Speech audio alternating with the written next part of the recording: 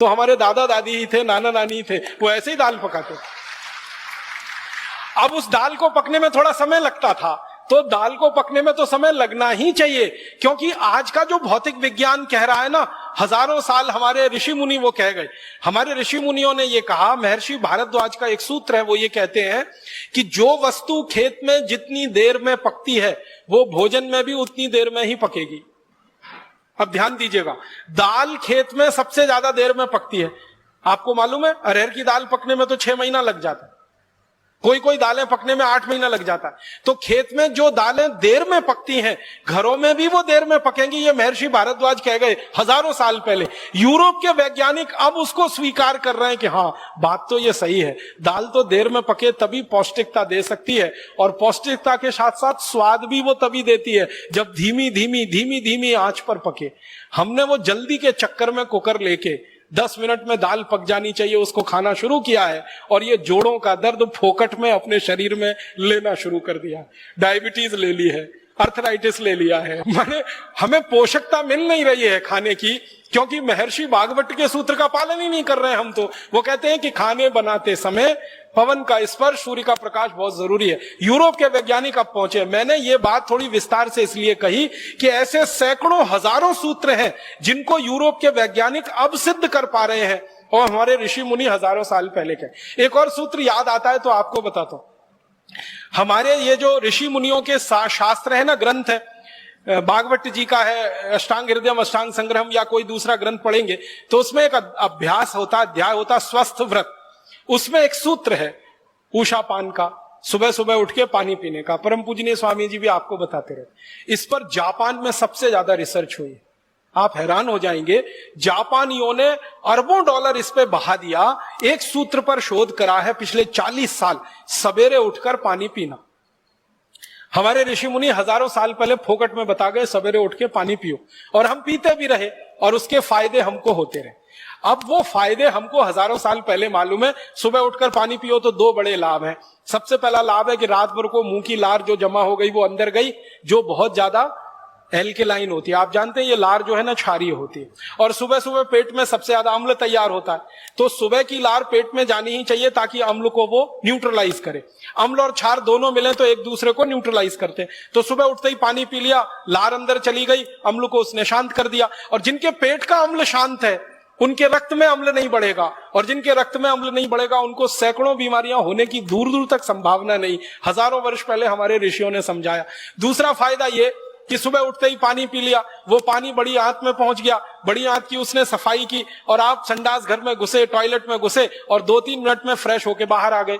हमारे ऋषि मुनि कहते हैं कि जो लोग सबसे ज्यादा स्वस्थ होते हैं उनको संडास घर में सबसे कम समय लगना चाहिए। सबसे ज्यादा स्वस्थ होने की एक ही निशानी है कि टॉयलेट में आप कितनी जल्दी बाहर निकलते हैं। जो आधा पौना घंटा घंटा भर बैठ लिए तो आप सबसे ज्यादा बीमार आदमी है। 2-3-4 मिनट में गए और बाहर आ गए तो आप बहुत स्वस्थ आदमी है। तो ये स्वस्थ होने के लिए सुबह का पानी कितनी मदद करता है, ये 2 बातें हमारे ऋषि मुनि हजारों साल पहले कह के चले गए। अब जापानियों ने 40 साल इस पे रिसर्च किया और अरबों डॉलर फूंक दिए। अब वो 2 ही बातें वो भी कह रहे हैं, यही बातें कह रहे हैं जो हमारे ऋषियों ने हजारों साल पहले कह दी। इसी तरह से एक हमारे यहाँ पानी का नियम बताया गया, पानी बैठ के पियो, कभी भी खड़े होके मत पियो, पानी घूट घूट पियो, हमेशा सिप सिप करके पियो, ठंडा पानी कभी मत पियो। ये छोटे छोटे सूत्र हैं स्वस्थ व्रत के। इनको अगर हमने ध्यान दिया और इनको दुनिया भर में स्थापित कराया होता तो हम सारी दुनिया में अब तक विश्व विजय कर चुके होते। लेकिन हमारी समस्या क्या रही कि ये छोटे बातों को हमने माना ही नहीं कि कोई गहरी बात इसमें है। जब दुनिया के दूसरे देशों को हम देखते हैं कि वो अरबों डॉलर खर्च करके ये रिसर्च कर रहे हैं और फिर उस नतीजे पर आ रहे हैं जो नतीजा हजारों साल पहले हमारे यहाँ था, तब गर्व की अनुभूति होती है कि ये तो हमने जान रखा है, कर रखा है। पानी की चिकित्सा, स्वस्थ व्रत के छोटे छोटे सूत्र, जर्मनी और जापान 2 देशों ने 40 साल अरबों डॉलर की खर्चा करके जो निष्कर्ष पाए हैं वो हमारे यहाँ हजारों साल पहले हैं। तो चिकित्सा में ज्ञान का भंडार सारी दुनिया के सामने सबसे पहले हमने ही प्रस्तुत किया। मैं आपको एक ऐसी बात कहना चाहता हूं जो कोई भी एलोपैथिक डॉक्टर सुनने से परेशान होता है, लेकिन वो सच है। वो ये है कि एलोपैथी 200-250 साल पुरानी चिकित्सा व्यवस्था है। इसने आज तक दुनिया को बस एक ही चीज दी है जिसको वो भी धीमे धीमे मानते हैं, वो कहते हैं सिर्फ दर्द से लड़ना और कुछ नहीं दिया, सिर्फ दर्द से लड़ना। तरह तरह के जो दर्द है ना, उनसे लड़ना। 250 साल की कुल रिसर्च एलोपैथी की इतनी ही है। पेन से लड़ रहे हैं वो, और उसमें भी पूरी तरह से कामयाब नहीं हो पा रहे हैं। कैंसर के पेन में तो अभी तक कामयाब नहीं हो पा रहे हैं। दूसरे तरह के दर्दों में थोड़ी कामयाबी मिली है, बाकी नहीं है। तो पूरी कुल जमा उनकी शोध है। जितनी दवाएं उन्होंने बनाई हैं हजारों किस्म की, उनकी मदद से एक ही काम कर रहे हैं, दर्द की कमी या दर्द से लड़ना या दर्द पे काबू करना। इससे ज्यादा उनके पास कुछ नहीं है। मैं एलोपैथी चिकित्सा के एक पुराने उदाहरण को आपके सामने कहता हूं कि हमारी चिकित्सा कैसी रही और ये एलोपैथी की कैसे रही। अमेरिका में सबसे पहला राष्ट्रपति हुआ जॉर्ज वॉशिंगटन। अमेरिका का जब आप इतिहास पढ़ेंगे तो आपको यह जानकारी मिलेगी, हंसी आएगी आपको और आपको अपने ऊपर गर्व भी होगा। दोनों ही बातें हैं। जॉर्ज वॉशिंगटन की कहानी आप सब पढ़िए। कहानी यह है कि वो अमेरिका का पहला राष्ट्रपति बना। अमेरिका गुलाम था अंग्रेजों का, अंग्रेजों की गुलामी से अमेरिका आजाद हुआ और 1776 में उनको आजादी मिली और वो पहला राष्ट्रपति बना। और वो बीमार हो गया। बीमारी आती है, यूरोप और अमेरिका में तो ज्यादा ही बीमारी आती रही है, क्योंकि ठंड वाला इलाका है, सूरज का धूप है नहीं, सूरज का प्रकाश पर्याप्त है नहीं, इसलिए वायरल इन्फेक्शन सबसे ज्यादा उन्हीं देशों में होते हैं। और इसलिए एंटी वायरल जितनी भी मेडिसिन है सबसे ज्यादा उन्होंने खोजी है। बैक्टीरियल इन्फेक्शन भी बहुत होते हैं, क्योंकि धूप नहीं है, सूरज का प्रकाश नहीं है, तो एंटी बैक्टीरियल ड्रग्स भी सबसे ज्यादा उन्होंने ही बनाए। तो जिस देश में सबसे पहले एलोपैथी आई और या एलोपैथी सारी दुनिया में फैली, अमेरिका देश, उस अमेरिका के राष्ट्रपति को बुखार आ गया। जॉर्ज वॉशिंगटन बुखार में बीमार हो गया। अब बीमार हो गया तो उनके सारे चिकित्सक देश भर के और दुनिया भर के इकट्ठे होकर विचार करें कि इनका बुखार कैसे खत्म किया जाए। और जॉर्ज वॉशिंगटन का वो बुखार कम नहीं कर पाए। बुखार बढ़ता ही जाए, बढ़ता ही जाए, बढ़ता ही जाए, कम ना हो, कम ना हो। तो अंत में ये सब एलोपैथी के बड़े बड़े डॉक्टरों ने आपस में मिलकर एक फैसला किया, इसमें आप हंसना नहीं, गंभीरता से इसको लेना, कि जॉर्ज वॉशिंगटन के शरीर में खराब खून घुस गया है, इसको निकाला जाए तभी बुखार ठीक होगा। तो पता है उन महान भावों ने क्या किया? अमेरिका के राष्ट्रपति के हाथ पैर बांध दिए पलंग से, हाथ बांध दिया, दोनों पांव बांध दिए, रस्सी से कस के बांध दिए। और वो राष्ट्रपति चिल्ला रहा है कि ये क्या चिकित्सा कर रहे हो? तो कह रहे यही एलोपैथी की चिकित्सा है, थोड़ा धीरज रखिए, थोड़ा धैर्य रखिए, हम आपको ठीक कर रहे हैं। इन्होंने क्या किया? महान महान डॉक्टरों ने उनकी नसें काट दी, हाथ की, दोनों हाथ की नसें काट, ब्लेड लिया और काट दिया। और बेचारा राष्ट्रपति दर्द से तड़प रहा है, चिल्ला रहा है, और उसके दोनों हाथों की नसें काट दी। और तर्क क्या है कि ये खराब खून घुस गया है, ये निकालना है। तो खराब के साथ अच्छा खून भी रात भर निकलता रहा और सवेरे जॉर्ज वॉशिंगटन मर गए। ये है एलोपैथी चिकित्सा। और यह कहानी ज्यादा पुरानी नहीं है, 1776 के आसपास की है। जिस समय एलोपैथी चिकित्सा में बुखार ठीक करने के लिए नसें और नाड़ियां काटी जाती थी खराब खून निकालने के लिए, उस समय भारत में बड़े से बड़ा बुखार ठीक करने के लिए नीम की गिलोय का काढ़ा पिला के लोगों को ठीक किया जाता। अब आप अंदाजा लगा लीजिए कि हमारे यहां खराब से खराब ज्वर, खराब से खराब बुखार को तोड़ने के लिए नीम की गिलोय है। ये तो एक है, ऐसी सैकड़ों चीजें अपने पास आयुर्वेद में है, बुखार तोड़क या बुखार नाशक, या जिनको हम एलोपैथी की भाषा में कहें एंटीपायरेटिक। तो एंटीपायरेटिक हमारे पास सैकड़ों चीजें हैं। उनमें से सबसे आसान, हर जगह मिलने वाली, सबसे ज्यादा उत्पादन होने वाली नीम की गिलोय, गुड़वेल के नाम से, गिलोय के नाम से सारा देश जानता है। उसका काढ़ा पिला के हम बड़े सा बड़ा बुखार सवेरे से शाम तक ठीक कर लेते थे। उसी समय में अमेरिका में बुखार ठीक करने के लिए नसें काटी जाती थी, खून निकाला जाता था। ये अंतर है आयुर्वेद और एलोपैथी में। और उसमें से एलोपैथी आगे बढ़ी है और आज सिर्फ वहीं पर आके खड़ी है कि दर्द से लड़ना या दर्द को कम करना, इतने में ही उनको सफलता मिली है। इसके अलावा तो उनके पास कुछ नहीं है सफलता के खाने में। अब हमारे पास एक नहीं, हजारों लाखों चीजें हैं दुनिया को बताने के लिए। तो हम एक बड़ी चिकित्सा पद्धति के सारे दुनिया में फैलाने वाले प्रसारक रहे हैं, प्रचारक रहे हैं, और सारी दुनिया ने हमसे सीखा है।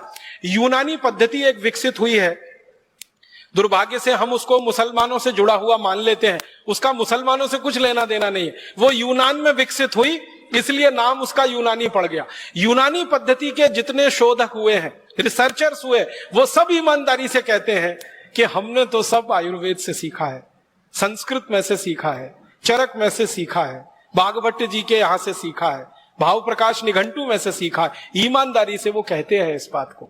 और उनके औषधि बनाने के जो तरीके हैं ना, वो तरीके बिल्कुल वही है, बस थोड़ा अंतर इतना ही है, यूनान की आवो हवा के हिसाब से, यूनान की जलवायु और परिस्थिति के हिसाब से भारत के सूत्रों में थोड़ा उन्होंने फेरबदल किया है, बाकी सब वही है। तो दूसरी दुनिया की सबसे बड़ी चिकित्सा पद्धति यूनानी चिकित्सा, वो आयुर्वेद में से निकली। सबसे मूल चिकित्सा तो आयुर्वेद की है, मूल सर्जरी हमारे यहां सुश्रुत की है, और नियम वगैरह जो हम इस्तेमाल कर रहे हैं आज की दुनिया में, वो महर्षि भागवत के अष्टांग हृदयम और अष्टांग संग्रहम के। एक मैं रोचक बात आपसे कहना चाहता हूं, एक अंग्रेजों के दस्तावेज के आधार पर कहना चाहता हूं, वो ये कि प्लास्टिक सर्जरी जो आज की दुनिया की सर्जरी की आधुनिकतम विद्या है, प्लास्टिक सर्जरी, इसका आविष्कार भी भारत में ही हुआ। सर्जरी का तो हुआ ही है, प्लास्टिक सर्जरी का भी यही आविष्कार हुआ भारत। और प्लास्टिक सर्जरी में आप जानते हैं, कहीं की त्वचा को काटकर कहीं लगा देना और उसको इस तरह से लगा देना कि पता ही ना चले, ये विद्या सबसे पहले दुनिया को भारत ने दी। मैं आपको पुराने दस्तावेजों के आधार की एक छोटी सी कहानी सुनाता हूं। 1780 में दक्षिण भारत का एक महान व्यक्ति, जिसने देश को आजाद रखने में बड़ा महत्वपूर्ण योगदान दिया, देश की आजादी की रक्षा में, संप्रभुता की रक्षा में उसका पूरा जीवन लगा दिया, उसका नाम हैदर अली। हैदर अली दक्षिण भारत का सम्राट। आज हम जिसको कर्नाटक कहते हैं, कर्नाटक के एक बड़े भूभाग पर हैदर अली का राज्य हुआ करता था। 1780 से 84 के बीच में अंग्रेजों ने हैदर अली पर हमले किए, कई बार हमले किए। तो एक हमले का जिक्र एक अंग्रेज की डायरी में से निकला, वो मैं सुना रहा हूं आपको। एक अंग्रेज आया, उसका नाम था कर्नल कूट, उसने हैदर अली पे हमला किया, और ये 1780 की घटना है। उस हमले में हैदर अली ने अंग्रेजों को परास्त कर दिया। हैदर अली का ये इतिहास रहा कि जब जब अंग्रेजों ने हैदर अली पर हमला किया, हैदर अली ने हर बार अंग्रेजों को हराया। एक बार भी अंग्रेज कभी उससे जीत नहीं पाए, एक बार भी नहीं जीते। हर बार आते थे, हमला करते थे, हार के चुपचाप चले जाते थे। हैदर अली के ऊपर जब बार बार अंग्रेजों के हमले हुए तो हैदर अली को थोड़ा गुस्सा आ गया। तो ये जो कर्नल कूट आया, हमला किया, हैदर अली ने उसको हरा दिया, और चूंकि उसको थोड़ा गुस्सा था अंग्रेजों से, तो उसने कर्नल कूट की नाक काट दी। हमारे भारत में नाक कटना सबसे बड़ी बदनामी होती थी। आप जानते हैं, पूरे रामायण की कहानी नाक कटने की कहानी है। जो सूपड़घा की नाक न कटी होती तो रामायण नहीं होती, और नाक कटना सबसे बड़ी बदनामी है। तो हैदर अली ने गर्दन तो नहीं काटी उसकी, कर्नल कूट की, वो चाहता तो गर्दन काट सकता था, क्योंकि कर्नल कूट पराजित हुआ था। कर्नल कूट अपनी डायरी में लिखता है कि मैं पराजित हो गया, हैदर अली के सैनिकों ने मुझे बंदी बना लिया और हैदर अली के पास मुझे ले गए। हैदर अली सिंहासन पर बैठा था, मैं उसके नीचे चरणों में बैठा था। वो चाहता तो मेरी एक झटके में गर्दन काट देता, लेकिन उसने गर्दन नहीं काटी, मेरी नाक काट दी, और फिर मुझे छोड़ दिया कि जाओ, अब कटी हुई नाक लेके जाओ और सबको बताओ कि तुम्हारी नाक क्यों कटी। तो कर्नल कूट लिखता है कि मुझे घोड़ा दे दिया उसने भागने के लिए, नाक काट के मेरे हाथ में रख दी और कहा भाग जाओ। तो मैं घोड़े पे बैठ के भागा, भागते भागते भागते भागते एक जगह, वो लिखता है, मैं बेलगाम में आ गया। बेलगाम आप जानते हैं, कर्नाटक का एक जिला। तो बेलगाम में आ गया, तो बेलगाम में एक वैद्य ने मुझे देखा, नाक से खून निकल रहा है, कटी हुई नाक हाथ में है। तो वैद्य ने कहा, ये तुम्हारी नाक कहां कट गई? तो उसने झूठ बोला और कहा कि पत्थर मार दिया किसी ने। तो वैद्य ने कहा, ये पत्थर मारी हुई नाक नहीं है, ये तलवार से काटी हुई नाक है, मैं वैद्य हूं, मैं चिकित्सक हूं, मैं जानता हूं। तो उसने सच बताया कि मेरी नाक काटी गई है। किसने काटी? तुम्हारे राजा ने काटी, हैदर अली ने काटी। क्यों काटी? मैंने युद्ध किया उससे, मैं हार गया, उसने मेरी नाक काटी। तो वो वैद्य कहता है कि अब तुम क्या करोगे? कटी नाक से इंग्लैंड जाओगे, लंदन जाओगे? कहता है, जाने की इच्छा तो नहीं है, लेकिन क्या करूं, जाना ही पड़ेगा। तो वो वैद्य इतना दयालु, इतना कृपालु, वो कहता है कि मैं तुम्हारी नाक जोड़ सकता हूं। तो कर्नल कूट कहता है, मुझे तो भरोसा ही नहीं हुआ, ये नाक कैसे जुड़ सकती है कटी हुई? मैंने तो सुना नहीं अपनी जिंदगी में कि एक बार शरीर का कोई अंग कट जाए तो वो जुड़ सकता है। तो वैद्य जी कहते हैं, मैं जोड़ सकता हूं। तो कर्नल कूट ने कहा, जोड़ दो। तो उसने कहा, मेरे घर चलो। तो वैद्य जी उसको ले गया और ऑपरेशन किया। उस ऑपरेशन का 30 पन्ने में वर्णन, वो 30 पन्ने तो नहीं सुना सकता, अंत में सुना रहा हूं। ऑपरेशन सफलतापूर्वक संपन्न हो गया। नाक उसकी जुड़ गई। वैद्य जी ने उसको एक लेप दे दिया बना के और कहा कि ये लेप ले जाओ, रोज सुबह शाम लगाते रहना। वो लेप लेके चला गया। 15-17 दिन के बाद बिल्कुल नाक उसकी जुड़ गई। फिर वो जहाज में बैठ के लंदन चला गया। 3 महीने बाद वो ब्रिटिश पार्लियामेंट में खड़ा होकर भाषण दे रहा है, कर्नल कूट, और सबसे पहला सवाल पूछता है सब अंग्रेजों से, आपको लगता है मेरी नाक कटी हुई है? तो सब अंग्रेज हैरान होके कहते नहीं नहीं, तुम्हारी नाक तो कटी हुई बिल्कुल नहीं दिखती। तब वो कहानी सुना रहा ब्रिटिश पार्लियामेंट में कि मैंने हैदर अली पे हमला किया था, मैं उसमें हार गया, उसने मेरी नाक काटी, फिर भारत में एक वैद्य ने मेरी नाक जोड़ी, और भारत के वैद्यों के पास इतनी बड़ी हुनर है, इतना बड़ा ज्ञान है कि वो कटी हुई नाक को जोड़ सकते हैं। तब उस वैद्य जी की खोज खबर ब्रिटिश पार्लियामेंट में ली गई और अंग्रेजों का एक दल आया और बेलगाम के उस वैद्य को मिला। तो उस वैद्य ने अंग्रेजों को बताया कि यह काम तो भारत के सब गांवों में होता है, मैं अकेला नहीं हूं, ऐसा करने वाले हजारों लाखों लोग हैं। तो अंग्रेजों को हैरानी हुई, कौन सिखाता है आपको? कहने लगे हमारे इसके गुरुकुल चलते हैं, उन गुरुकुलों में सिखाया जाता है। फिर अंग्रेज वो गुरुकुलों में गए, वहां उन्होंने एडमिशन लिया, विद्यार्थी के रूप में भर्ती हुए, फिर सीखा। सीखने के बाद इंग्लैंड में जाकर प्लास्टिक सर्जरी उन्होंने शुरू की। और जिन जिन अंग्रेजों ने भारत में प्लास्टिक सर्जरी सीखी है ना, उनकी डायरियां हैं। एक अंग्रेज का मैं बताता हूं आपको, वो कहता है कि जब मैंने पहली बार प्लास्टिक सर्जरी सीखी, जिस गुरु से सीखी, वो भारत का विशेष आदमी था और वो नाई था जाति का, उसने मुझे सिखाई सर्जरी। ध्यान देना इस बात पर, जाति का नाई, जाति का चर्मकार, जाति का कोई और, हमारे यहां ये ज्ञान के बड़े पुलिंदे थे, ज्ञान के बड़े पंडित थे।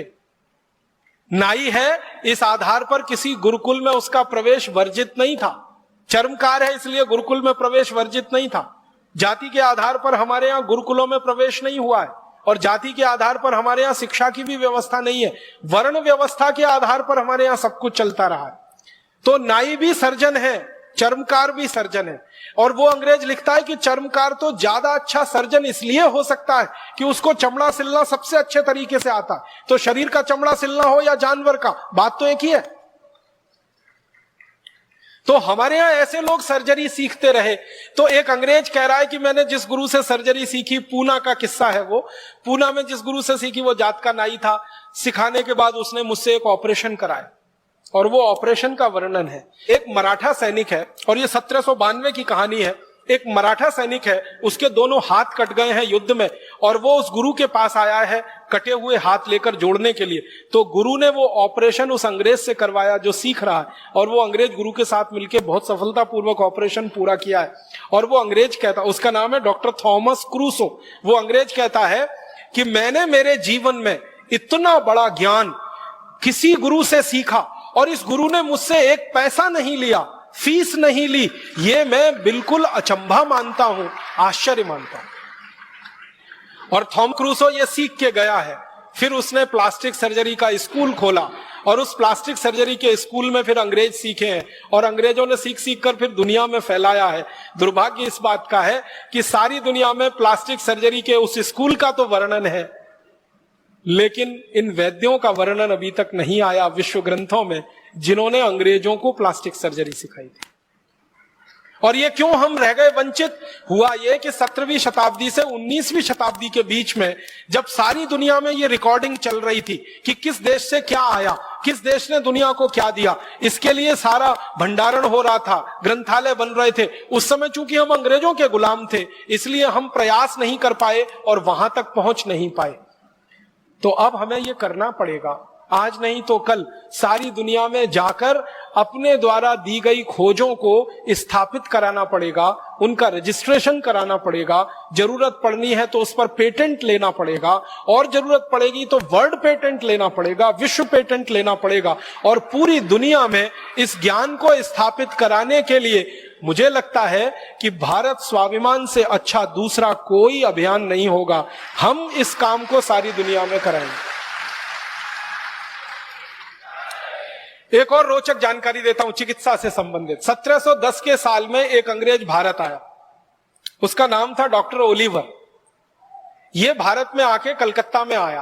कलकत्ता में इसने घूमा, बंगाल घूमा, और घूमते हुए इसने एक डायरी लिखी है। उस डायरी के पन्ने का एक पैराग्राफ सुनाऊंगा आपको। वो ये कहता है कि मैंने भारत में आकर पहली बार देखा कि चेचक जैसी महामारी को कितने आसानी से भारतवासी ठीक कर लेते हैं। आपको मालूम है 17वीं शताब्दी में सारी दुनिया में एक महामारी फैली थी जिसको चेचक कहते हैं। इसमें एक बड़ी चेचक होती थी, एक छोटी चेचक होती थी। अफ्रीका में लाखों लोग मर गए थे इसके कारण। लैटिन अमेरिका में लाखों लोग मरे थे इस बीमारी से। अफ्रीका, लैटिन अमेरिका और एशिया के हिस्से में लाखों, शायद करोड़ों भी हो सकते हैं, मरे थे 17वीं शताब्दी के आसपास। यह बीमारी फैली थी, महामारी थी, बीमारी नहीं थी। उस दौरान ये अंग्रेज आया भारत में जिसका नाम था डॉक्टर ओलिवर। वो आया कलकत्ता में, तो वो देखता क्या है कि भारतवासी चेचक की बीमारी को लड़ने के लिए टीका लगाते हैं। और वो कहता है कि मैंने दुनिया में पहली बार देखा। और डॉक्टर ओलिवर का नाम बहुत बड़ा नाम है इंग्लैंड में। इंग्लैंड के लोग उसको बहुत इज्जत से याद करते हैं, डॉक्टर ओलिवर को। तो वो कहता है मैंने पहली बार आके देखा भारत जैसे देश में चेचक का टीका लग रहा है। और चेचक का टीका लगाने का उसने अपनी डायरी में वर्णन किया है। तो वो लिखता है कि मैं आया कलकत्ते में 1710 के साल में, और मैंने देखा कि भारत में उस समय चेचक की बीमारी सबसे कम है, दुनिया के देशों में सबसे ज्यादा है और यहां सबसे कम। तो इसने कहा कि मैंने खोजना शुरू किया कि यह बीमारी भारत में सबसे कम क्यों है। तो पता चला हर भारतवासी ने चेचक का टीका लगवा रखा है। तो उसका वो वर्णन करता है कि चेचक का टीका एक सुई जैसी वस्तु से लगाया जाता था, और वो 3 दिन में किसी भी व्यक्ति को चेचक के प्रति ताकतवर बनाता था, प्रतिकारक शक्ति उसकी दे देता था। और उसके बारे में वो लिखता है कि 3 दिन टीका लगाकर उस व्यक्ति को थोड़ा बुखार आता था। उसके बुखार को ठीक करने के लिए पानी की पट्टियां रखी जाती थी पेट में। 3 दिन में वो व्यक्ति ठीक हो जाता था। एक बार टीका जिसने ले लिया, जिंदगी भर के लिए वो चेचक से मुक्त हो जाता था। वो कहता है कि इतना अद्भुत टीका मैंने दुनिया में पहली बार देखा भारत में। और ये कहानी है 1710 की। अब आपको एक हैरानी होगी जानकर, अंग्रेजों ने चेचक का टीका लगाना भारत से सीखा। ये डॉक्टर ओलिवर सीख के गया कलकत्ता से, लंदन गया। लंदन में इसने डॉक्टरों की सभा बुलाई और उनको कहा कि आपको मालूम है हम चेचक से मर रहे हैं और भारतवासी चेचक से लड़ रहे हैं, उनके पास टीका है इसका। तो कोई अंग्रेज मानने को तैयार नहीं इसकी बात को। वो कहते हैं कि गप मार रहे हो। तो वो कहता है मेरे खर्चे से सबको लेके चलता हूं। तो दोबारा फिर आया, अपने साथ कई अंग्रेज डॉक्टरों को लेके आया और कलकत्ता के कई इलाकों में घुमाया उनको और दिखाया कि देखो कैसे घर घर में जाके टीका लगाते हैं चेचक का। और बस एक छोटी सी सुई, उसको मामूली सा चुभाते हैं, बस उतने में ही इम्यूनिटी होती है 3 दिन के अंदर। फिर उन्होंने पूछना शुरू किया कि इसमें है क्या। तो वो कहते हैं, जो भारत में चेचक का टीका लगाने वाले वैद्य है ना, वो बताते हैं कि इसमें कुछ नहीं है। जिनको चेचक हो जाती है उनके शरीर का जो पस होता है वो हम निकाल लेते हैं और सुई की नोक के बराबर किसी के शरीर में प्रवेश करा देते हैं और फिर शरीर उसकी इम्यूनिटी धारण कर लेता है। ये सिद्धांत हमारा है जो दुनिया को हमने दिया।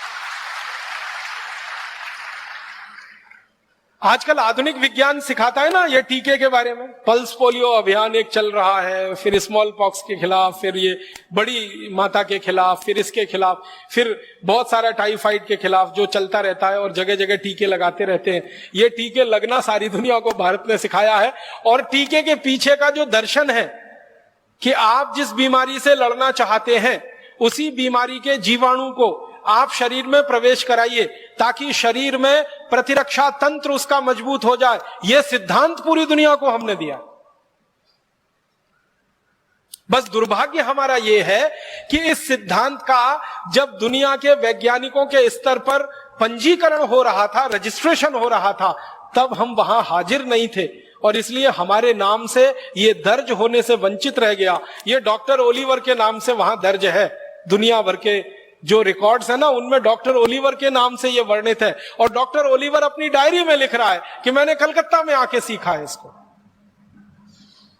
तो डॉक्टर ओलिवर के पहले ये चेचक के बारे में अगर लिखना होगा तो उन वैद्यों के बारे। और डॉक्टर ओलिवर अपनी डायरी में लिखता है कि ये जो वैद्य है इनको मैंने पूछा कि आपको किसने सिखाया, तो वो कहते हैं हमारे गुरु ने सिखाया। उनको किसने सिखाया, उनके गुरु ने सिखाया।